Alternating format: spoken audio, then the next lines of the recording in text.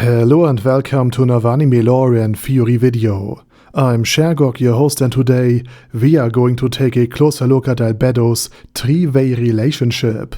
But before we're going to take a closer look at any of this, let me quickly thank my Patreons for supporting this channel, as well as a thanks to all users of the YouTube thanks function for making one-time donations.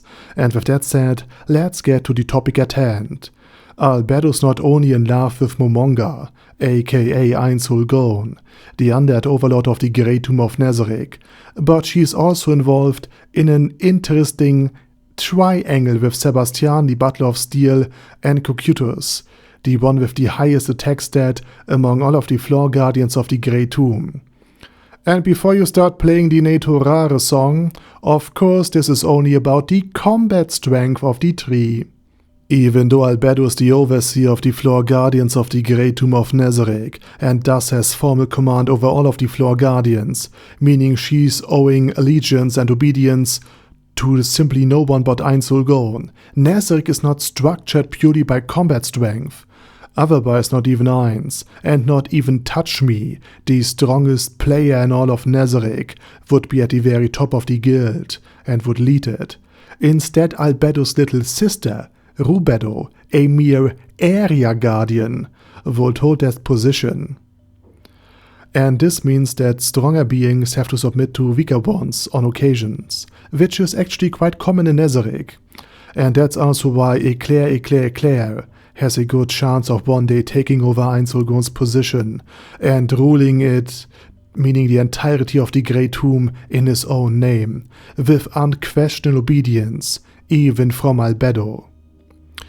Jokes aside, the relationship between Cocytus, Albedo and Sebastian is like that of Charmander, Squirtle and Bulbasaur.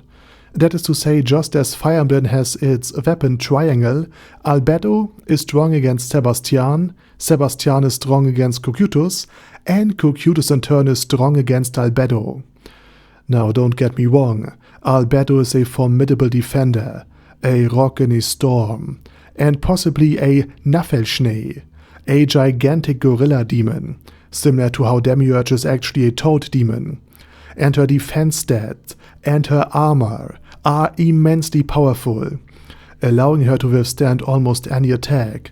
So even though Sebastian can deal enormous damage with his attacks and has a secondary form as a draconian in battle that powers him up, Albedo remains so well defended that Sebas cannot defeat her before her attacks bring him to his knees. However, Cocytus, the floor guardian of the 5th floor, had been created by the warrior Takemikazushi, a fighter who tried to defeat Touch Me. And he, meaning Cocytus, actually holds the upper hand in battle against Albedo, because when warrior Takemikazushi left the guild, he entrusted Cocytus with his sword, the god-slaying Emperor Blade, which he had personally forged, specifically to finally defeat Touch Me. And through it, combined with his immense strength, Cocytus possesses such an immense attack power that he can actually overcome Albedo's defenses before she, as a primarily defensive fighter, can deal enough damage over time to bring him down. In other words, even though Cocytus has a weak defense, especially compared to that of Albedo, his exoskeleton still provides enough protection to allow him to defeat Albedo, if necessary, just before her attacks can take him down as well. And that's exactly is also why Touch Me is strong against the insectoid iceberg. Cocytus cannot withstand the Draconian's attack long enough before his own strikes can inflict enough damage on the still relatively well-defended Dragonman and his otherwise immense defense, forcing him to capitulate. So even though Sebastian takes more damage than Albedo, his offense is still powerful enough to overcome Cocytus' own defensives, while his defense, the defense of Sebastian, is still strong enough to take off a big part of the damage that Cocytus would be able to inflict. So even though Sebastian takes more damage than Albedo, his power is greater than Albedo's, and therefore he is able to win against Cocytus. And fun fact, there's also a similar dynamic later in the story of Mushoku Tensei, but I won't go into details here for spoiler reasons. And before you're complaining about the starter Pokemon spoilers, dude, the game is older than most of my viewers. So why I'm telling you all of this? Well, Overlord is known for making seemingly insignificant details relevant later on. For example, the 2 horns of the Goblin General that Ainz gave to Henry didn't become important until 9 volumes later, even though they seemed like a disposable item at the time.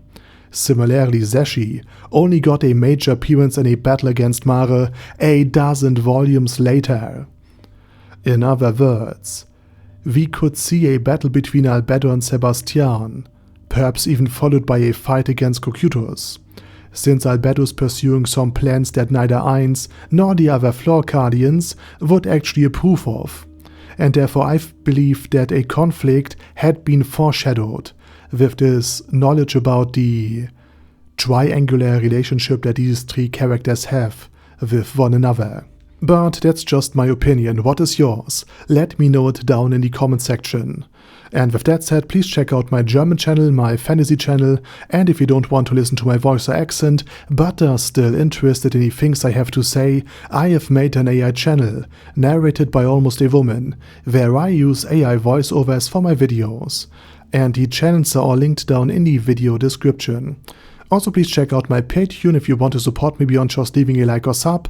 And with that said, I say thank you very much for watching. Thanks to all of my Patreons for supporting this channel, as well as the following.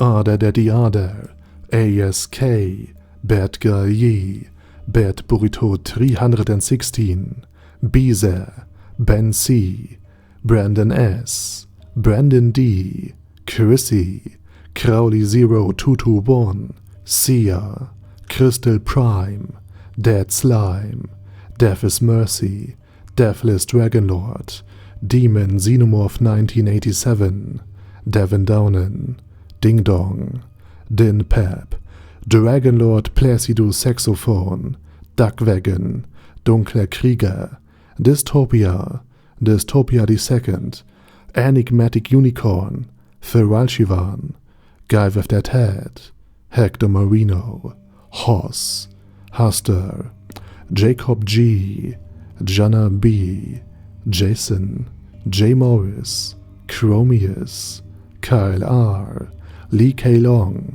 Legendarius, Le Louche Britannia with a Mustache, Lexus Fox, Lord Nishikian Rai, Lord Touch Me, Lofrazer, Merovec, Mr. Shoes, Mr. Tweaker, Michael R, Michael Y, Nope, Oh Hell No, Normal Toad, Oh Kill, Overlord General Gasper, Paddy Pantum, Personage, Ruru, Primus 11, Rhinomere, Q&A Caracos P, Shergox's Daddy, Shadow Lightning Wolf, Shrine Keeper, Sir Axolotl, Super Tier Magic Batista Bomb, Supreme Cheese, Staris, Ted, Texas Deer, The Orc Warboss, Rocket Smasher, T.E. Wang, Vash Hawkeye, Vegito27, Venture Fanatic,